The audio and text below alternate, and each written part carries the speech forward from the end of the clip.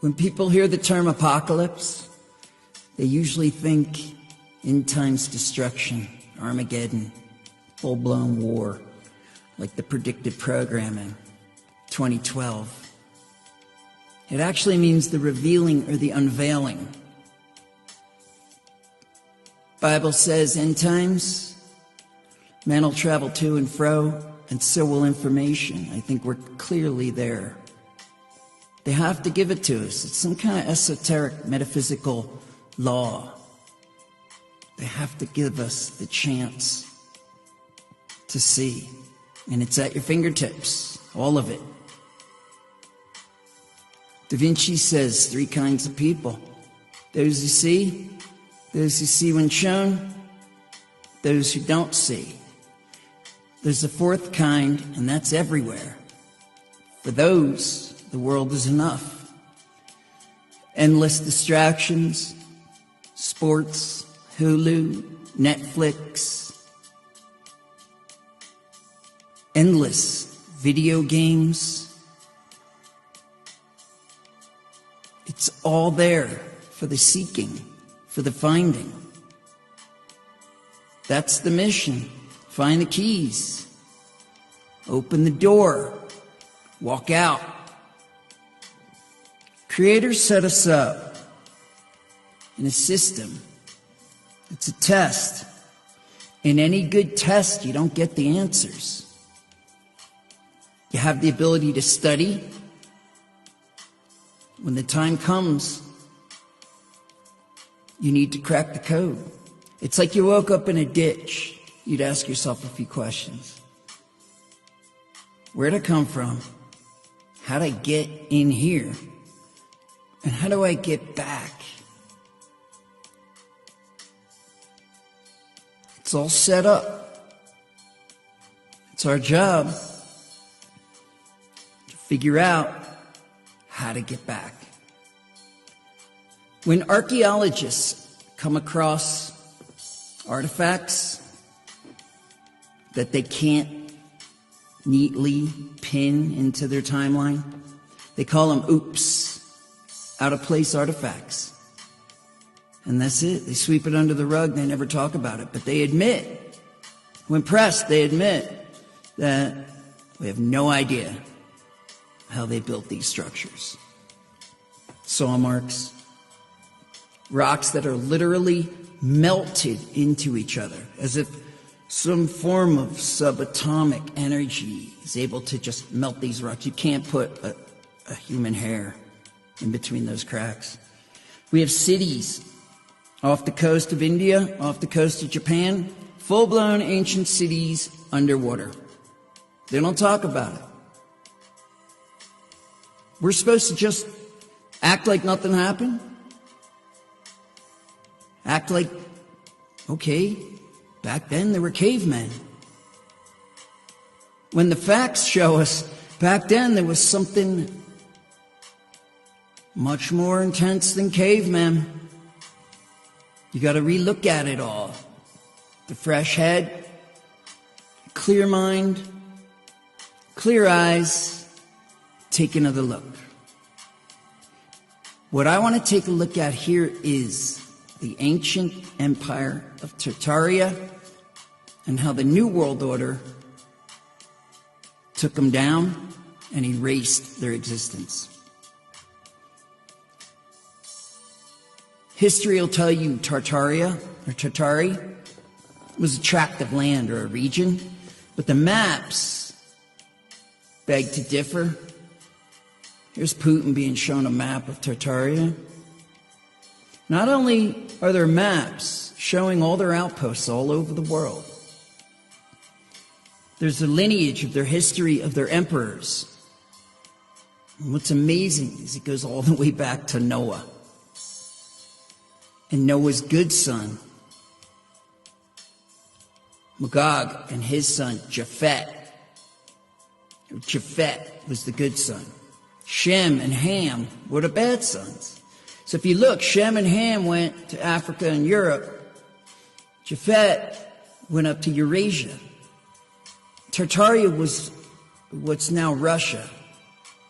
So based on everything I figured out, the Napoleonic Wars were the actual wars of this New World Order, these bad lineages of Shem and Ham that went to war with Tartaria, took it down, replaced it with Russia, and erased the history.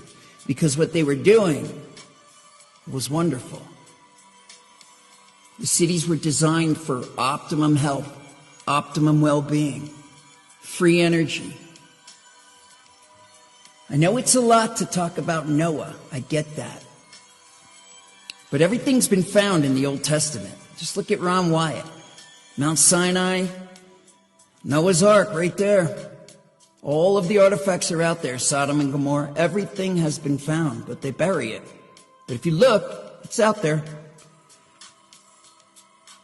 If you understand that Noah lived to be 950, you can understand he had 600 years to build that ark. They show us Neanderthal skulls. If the older a human grows, the thicker their brow ridge grows. So if you look at these Neanderthal skulls, it would be what a 900-year-old man would look like. We've been devolving. These Neanderthals, these quote Neanderthals, what they really are is just ancient man that lived 500 to 1,000 years. Of course they would need thicker bones. And that's what that is. So anyhow, Tartaria hits home with me because one of the Tartarian cities, and with the classic outlay of the star, tapping in to the snowflake, to the creative energy of the creator. They designed their cities that way. Berlin. I lived there for 2 years. It was the best time of my life. Nothing special. I was just happy. Everyone seemed to be content. I tell everyone, if you ever go to Europe, you gotta go to Berlin. And I never really understood why. But now I think I know. The city was designed with the information passed down through Noah, Japhet, good information. How to be harmonious. How to use the designs. How to tap in to the manifestation, the free energy, the orgone. So this star configuration is all around the earth. You can see lithographs of ancient cities. And on the lithograph, there's the star. So we used to go to the Berlin Zoo a lot in Tiergarten. And it was weird because I hate zoos. Who wants to see animals locked up? But there was something about the Berlin Zoo, and it is famous. It has the most varied species of plants. The animals are all super happy. Everything is just harmonious. Some even talk it's some sort of Noah's Ark, like for plants and animals at the zoo. But it's just a overflow of the good energy created by using these systems. They've got this bell tower there. It chimes out. If you've ever gotten into meditation or the Buddhist system, they use those bells, those little gongs. And you can dial into it. The frequency brings you in. The only frequencies that the New World Order gives us is 3G and 5G that disrupt our water molecules and our oxygen molecules. It's all disruptive. In Tartaria, it was all harmonious. They had this system another system of tapping into the orgone energy. And there would be these towers with the domes and a minaret or an antenna that went up. And they were always located over water. If you look across the earth, you can see these. You can see them in every culture. They tend to have copper tops. So they repurpose them into churches and cathedrals. But they had copper in them. They were over water, groundwater, or right on water. And if you look the Native Americans talked about all of it, but they did talk about a race of redhead white men that came over and mined copper in North America. Smart Money says there was probably a copper top on top of the Great Pyramid. Tesla knew.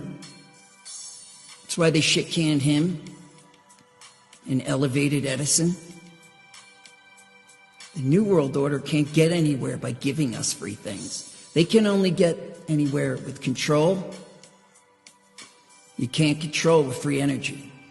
You can control with a system of carbon fuels and gasoline and oil. Nobody thinks that these things were tombs. So anyhow, here's a map of these star forts. Not just the star cities, but actual star forts all over the earth. There's a ton in Russia too, but they're all like washed over.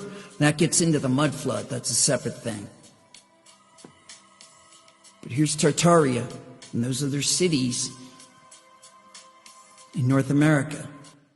The Native Americans talked about these cities. Amazing cities with aqueducts and with hot water on the second floor. The journals of the first explorers from Europe talked about these. They talked about the giants. They talked about these cities where people use perfume. So here's a star fort on Haiti. Your history will tell you that that was built in 1500 by some explorers, right? So that it makes no sense that they would roll up in a ship, a wooden ship, a limited amount of men, and then they would build a structure like that. Now, that's an ancient castle, completely weathered. The amount of architects and stonemasons and just plain laborers to create castles like that. And look at that work right there. Look at that craftsmanship. And there's your dome all over the earth. I remember seeing a star fort like once or twice. There's definitely nothing they showed us or pushed. This is one in Florida. North America. Snowflake. Tapping into the ley lines. They're situated on the energy grid. If you look at that energy grid on the globe, it doesn't make any sense. It's random. But if you look at it on a real representation of the earth, it's the flower of life. It's the Fibonacci. It's the golden mean.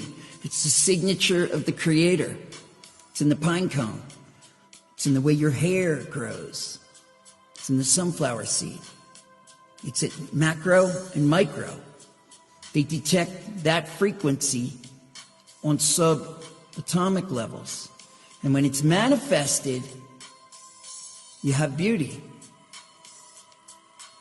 When that golden ratio, the distance of your eyes to your nose, your forehead, your chin, when it's manifested as close as possible, you have beauty. Shania Twain's face, locked right in. I mean, I hate to say it, Johnny Depp's face actually is locked right in. But there's a reason these people are attractive. It's the expression, the signature of God, the golden mean. Meanwhile, they put it right in our face. Truth in plain sight. The real photo, the real picture of the earth, in complete lockdown. 33 jail cells with the old Roman wreath of control. Revelation of the method, it's an esoteric law. They have to show us. The vampire has to tell you they're a vampire. But meanwhile, they're laughing. That's a Nassau flag. And you can see on the true earth, that's the exact pattern. On the Mercator map, it's a mess. Truth in plain sight, and they're laughing at us. Nobody's going to space.